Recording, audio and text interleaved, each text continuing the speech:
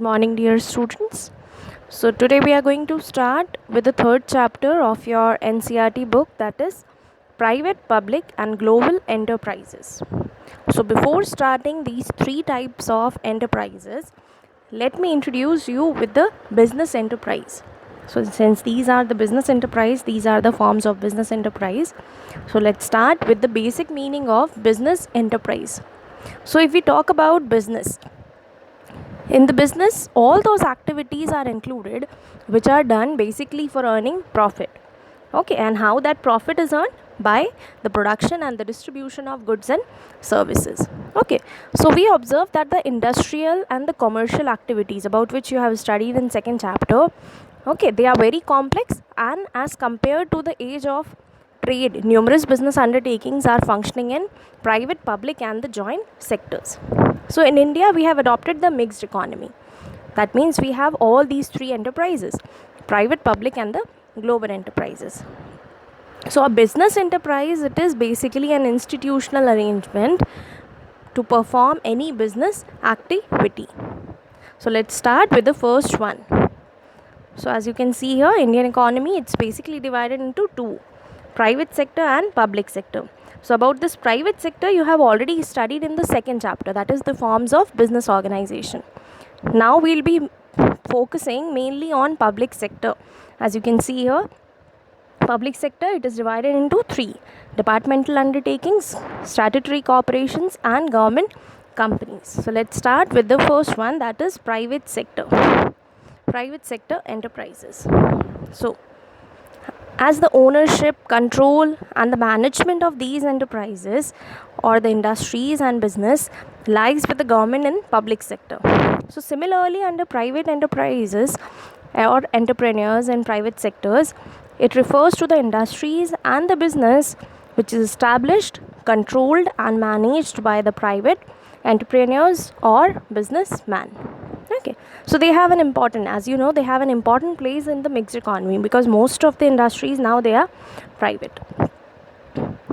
Then in India, if you talk about GDP which is produced in private sector, that is 85%. So it is also called a capitalistic enterprise because in this the arrangement capital is given more importance than the labor. So these are some of the private sector enterprises about which you have studied in the previous chapter. Then comes public sector. So now you have studied about private sector. Let's talk about public sector. So public sector, you all know that it is owned, managed, everything is done especially by the government. Okay, government. So industries, units, or the product which are financed, managed, and controlled by the governments. It can be either central or state as well as the both.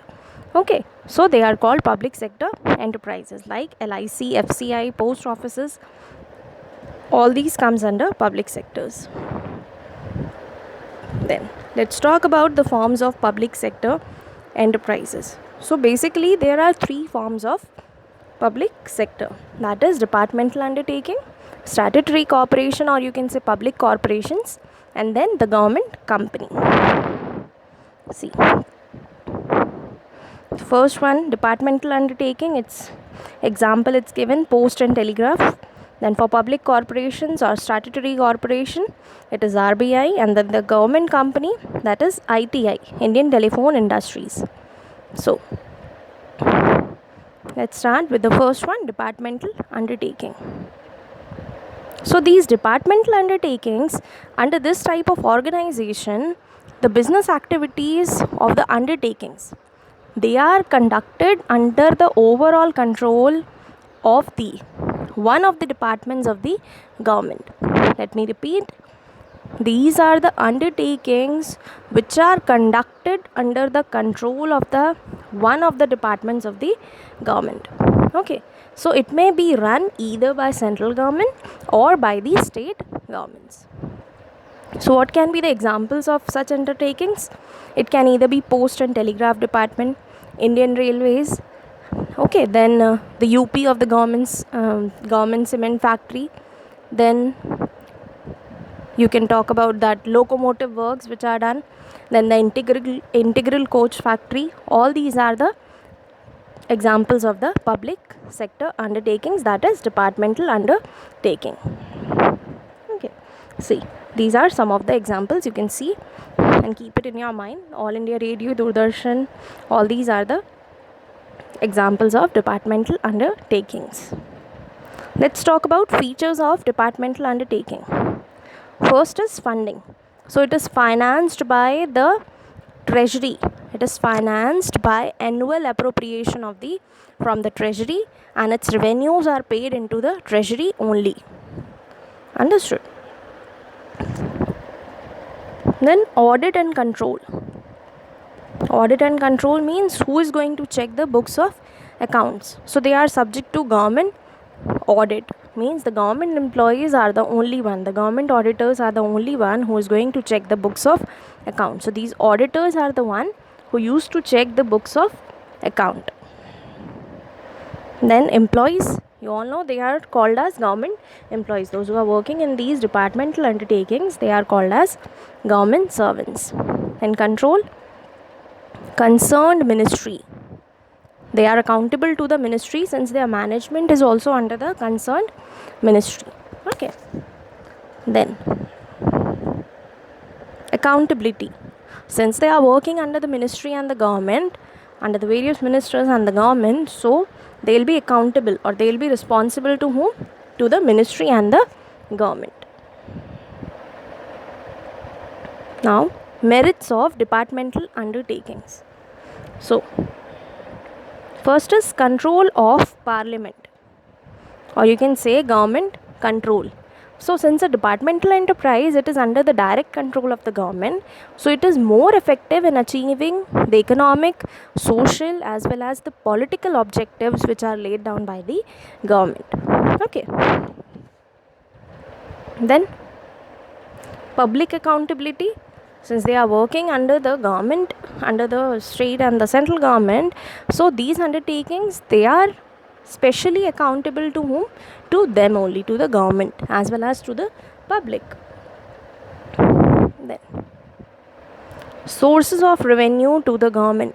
Whatever they are going to earn, that will be income, that will be the source of income for the central and the state government, that goes to treasury. Then national security.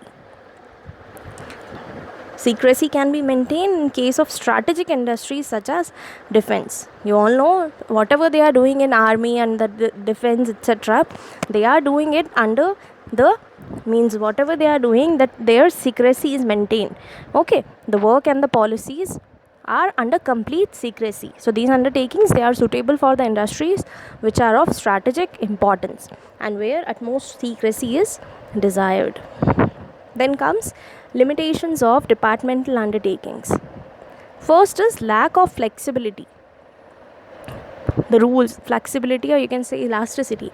So the rules, regulations and the policies which are framed by the high officials or the minister of departmental concerned, they are framed by whom? By the officials and the ministers. Okay, so thus it becomes extremely difficult to change these rules and regulations according to the need of the time. So if the rules remain rigid and are not changed according to the need, they become objectiveless among themselves. So this demerit is an obstacle in the development of government undertakings. Then delay in decisions. You all know when so many people are there for taking the decisions, then obviously decisions are generally delayed because of the political consideration. So delay is also caused by the strict adherence to rules and regulation. Then unable to tap business opportunities. Since these are under the strict control by the parliament as well as the government, so it cannot function as a business like manner. It cannot function or it cannot adapt the business opportunities very fast. Okay. Then red tapeism and bureaucracy. So it is evident that the maximum problem of red tapeism is observed in governmental undertakings. So decision making process is lengthy, and so delayed works remain pending. So employees become lethargic and so less or no motivation for work because they are aware of the fact that their job is secured. Then political interference, this you all know. that this is the most common problem which is faced by the government undertaking. Politicians, they want to see that their favorites are on the highest position. Then consumer needs, they do not give more considerations to consumer because they are focusing mainly on what? On the earnings of the government undertakings. Then statutory corporations or public corporations. So this is the second form of public or the state enterprise. So statutory corporation or public corporation, it is an autonomous business enterprise. Okay, it is an autonomous enterprise or the institution which is created by law. It is autonomous, which is created by law to conduct the activities which are assigned to it. So you can say it is a body which is set, corporate body which is set up under a special act which is passed either by the central government or the state legislature. And since it is created by a statute, so it is called statutory corporation. The statute, or you can say special act, defines its objects, powers, functions, everything.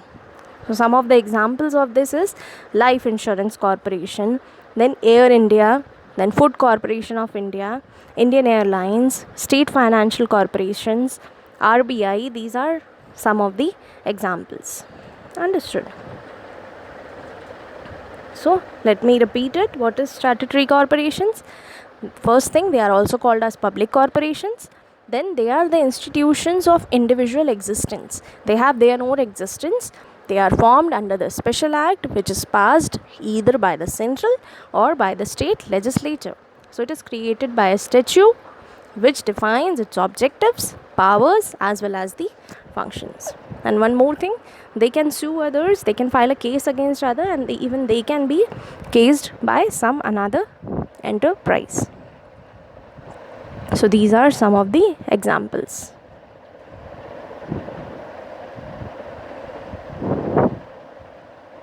KSRTC, it is Kerala State Road Transport Corporation. Okay. Then comes features or characteristics of public corporations. First is formed by special act. Which act? All these which examples which you have gone through, all they are formed under a special act. So these are corporate body or the registered body. It is formed under the special act of the parliament which defines its powers, functions and everything. Okay, then ownership. They are also owned by the government. Then separate legal existence or separate legal entity. Since they are formed under the special act, so they have the separate entity, separate legal entity. Financial autonomy, or you can say financial independence. They have their independent financial policy, and so they themselves look after the arrangement of funds, their utilization, everything. So their budget of income and expenditure, it is not shown in government budget as it was in the departmental undertaking. Then employees, they are also called as the government servants. Then independent accounting and audit, in case of departmental you have learned that is done by the government audit, but here they have independent accounting and audit. That means the accounting and the auditing work, it is done by themselves or they are appointing someone to do this work. Okay. Now comes merits of public corporations or the advantages. High degree of flexibility. Flexibility here, as I told, they enjoy the flexibility in operations and financial and managerial. Since they are the only one who is going to invest the money, they are the only one who is going to see the management, so they have the high degree of flexibility. Okay. Or you can say that is self-dependent. Okay. Then least government interference. Why is it so? Because they are the one who is going to arrange the capital.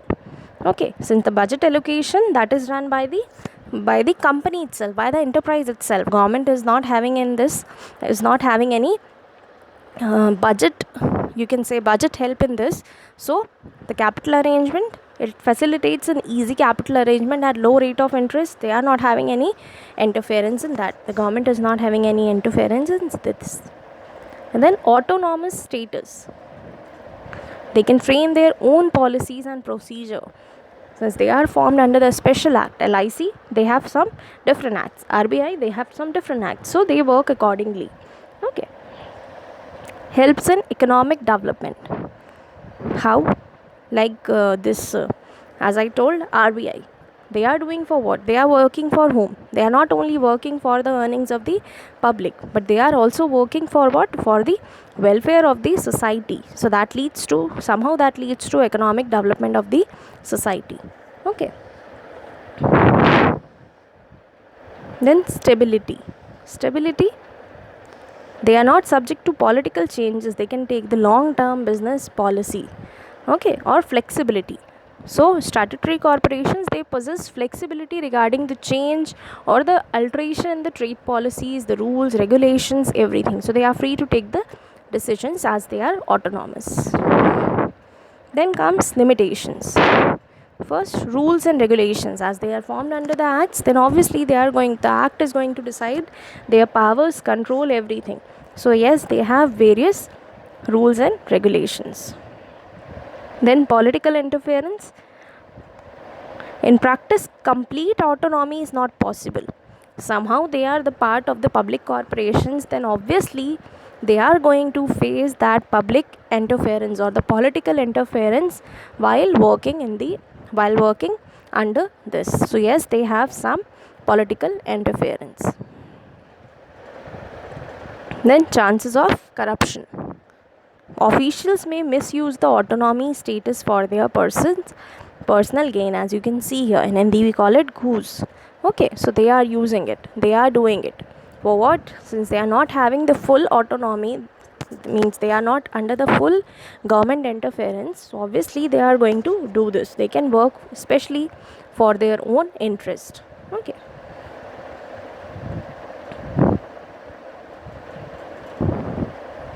Then inefficiency. Absence of competition, profit motive leads to inefficient operations.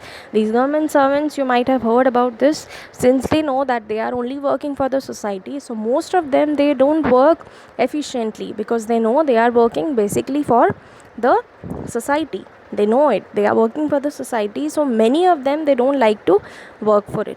So the members of board of directors of this corporations, they are appointed by the government. They consist of civil servants, politicians, professional, everyone. So sometimes they profit misfit as they don't possess necessary educational qualification, experience, training, everything.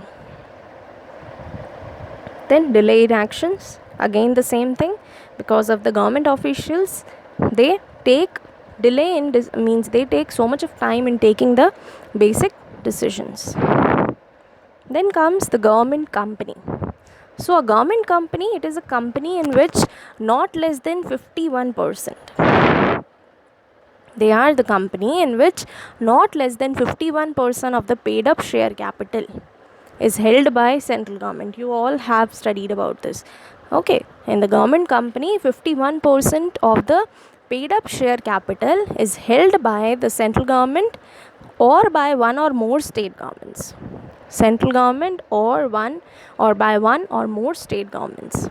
Thus 49% of the capital of government company, it can be subscribed by the private individuals or the institutions. So these are some of the examples of government companies. Bharat Heavy Electricals Limited, Hindustan Shipyard. Then other than this, it is HFCL, that is Hindustan Fertilizers and Chemical Limiteds. Then Hindustan Shipyard Limited, National Newspaper and the Paper Mill. All these are the examples of government company. Then comes the features or the characteristics. The first one is incorporation. Incorporation means how it starts. It is incorporated under the Companies Act 1956. It is incorporated under the Companies Act 1956, and it has all the characteristics of the company. Okay, all the characteristics means like it is separate legal entity, perpetual succession, common seal, can be sued by others, it can sue others. All these things, all the company features you have studied, joint stock company features which you have studied in the second chapter, the same thing is with the government company. Then comes separate legal entity. This I have already told, they have the separate existence, they have the separate identity. Then management, it is in the hands of directors. This also you have studied in the case of company. Okay. Then memorandum and articles of association. That means the rules and regulations which are given there, they have to be followed. Which are rules and regulations which are under MOA and AOA, that has to be followed by the government company. Then accounting and audit procedure, that has to be done as per the act, as per the Companies Act 1956. So the government companies, they are exempt from accounting and audit laws and procedures applicable to the non-corporate agencies of the government. But however, they are governed by the provisions of Companies Act and other relevant acts. Then funds. Investment in government company, it is raised by government shareholdings as well as from the private. Since 51 is of governments, that is central government and state government, and then 49 of private. Then comes merits of government company. First is easy formation by registration.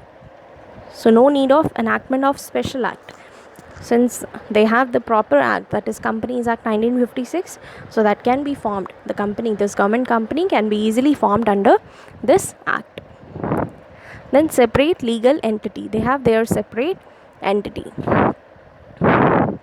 and so it can manage its affairs on its own. Then quick decision,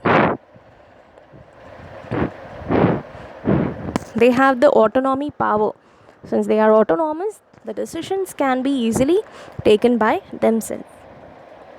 Then prevents unhealthy business, it can control unhealthy business practices by providing goods and services at reasonable price. Basically, they don't charge more from the customers, okay, but because their main profit is to work for the society.